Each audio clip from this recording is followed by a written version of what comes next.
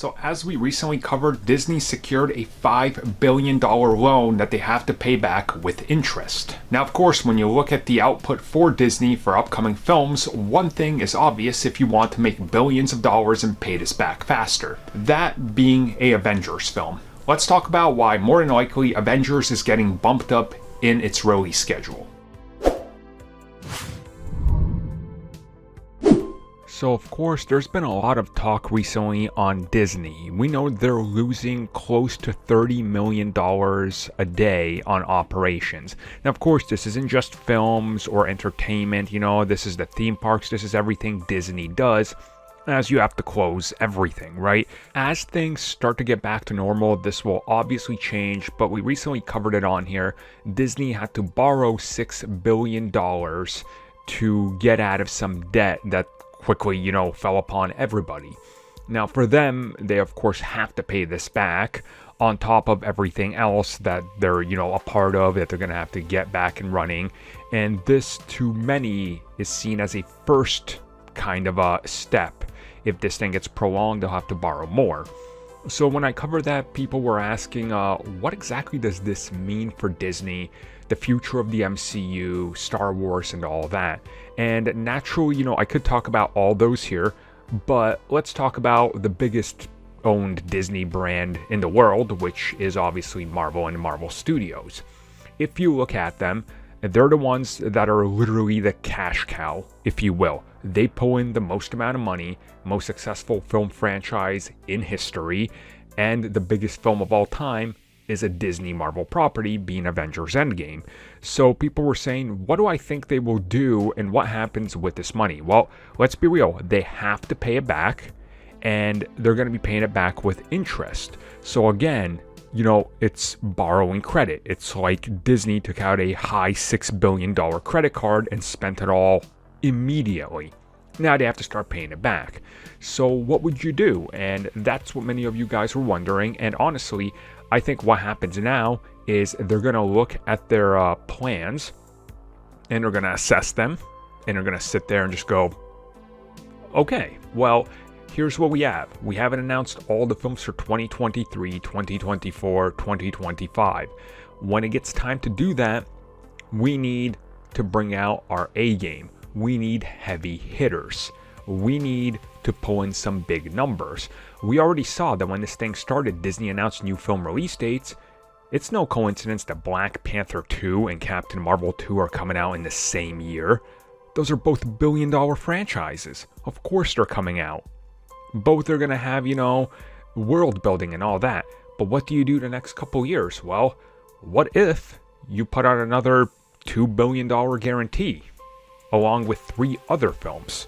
What I'm saying is, more than likely, they're assessing the situation right now because they're going to be looking at Avengers as their ultimate money maker. And again, if they're going to spend, let's say, $300 million plus $200 million on marketing, so $500 million to produce Avengers 5. See, the good news for Marvel Studios is they'll be able to build up that movie, the anticipation, and everything way bigger, better, and pretty much overblown more than anything previously. Now, I'm not saying it's going to be bigger than Avengers Endgame. That's definitely not what I'm saying. I'm saying that they'll have more world building to build up the next Avengers film, and they can counter, not having, let's say, 8 years to build up Thanos, because they'll have multiple shows a year. They'll have 3 to 4 movies a year. So in 2024, if they come out with an Avengers film in May, they'll have had enough time to make plenty of cameos and a smaller time,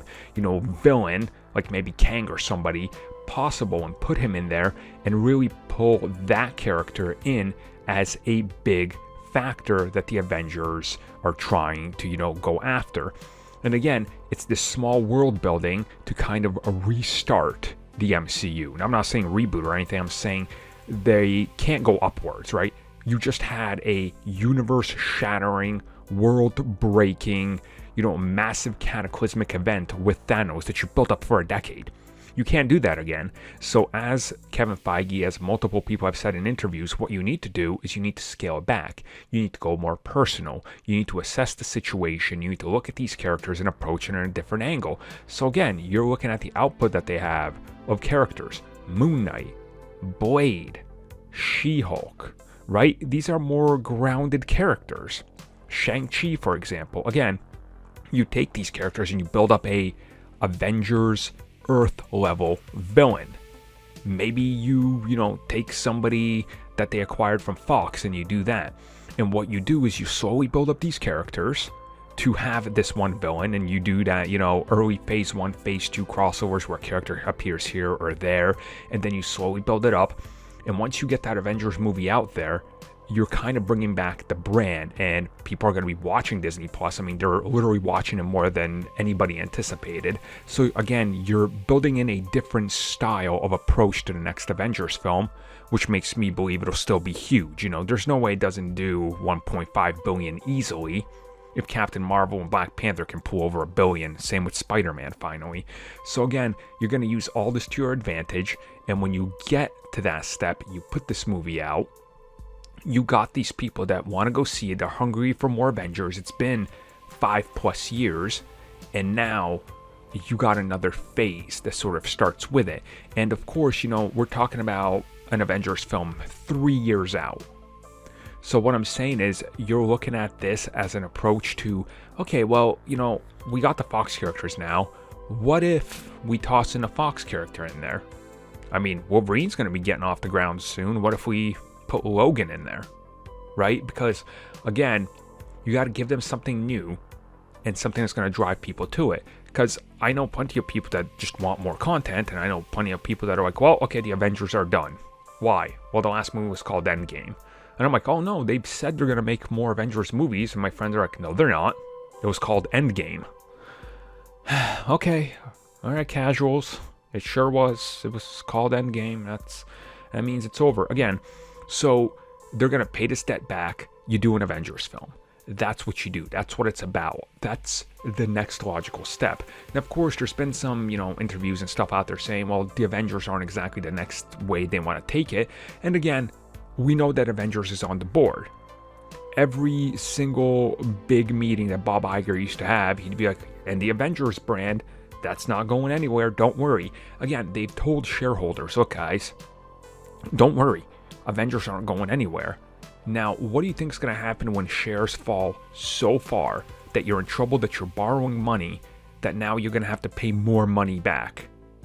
Again, the shareholders are going to go, well, what's the biggest thing we have, because we want that out there, because we want our money back? Because, there's some shareholders out there that spent $125 per share, and then their shares drop to 100. I'm just giving you a ballpark, right? It's not an actual number, but that's what I'm saying. They're going to go, well, I want to be in the positive, not the negative. Get me out of here or I'm pulling out. That devalues Disney if those shareholders pull out. So again, Avengers is the obvious brand. You have to think of it that way. You look at the Avengers as this huge thing, and you make it an event. When everything starts getting back to normal and things are going back, you're going to announce an Avengers film a little bit out there, and you're going to start planting the seeds and everything. So next year, when we're getting Moon Knight or She-Hulk, you start planting little seeds so people start getting the inkling, wait a minute, is something happening? Are they building up to something?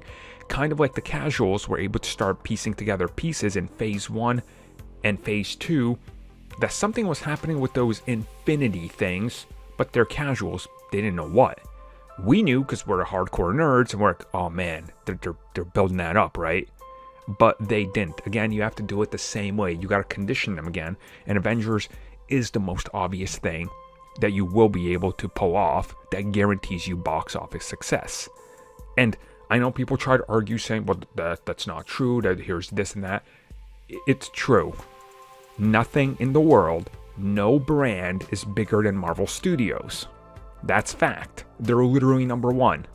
So, not Star Wars, not the DCEU, not anything. Marvel is the cash cow that you grab onto and you hold on for dear life, because that is guaranteed money. Ant-Man is $1 billion franchise. Now you have a next Avengers film coming out, you toss a little Deadpool in there, There's your 2.5 billion.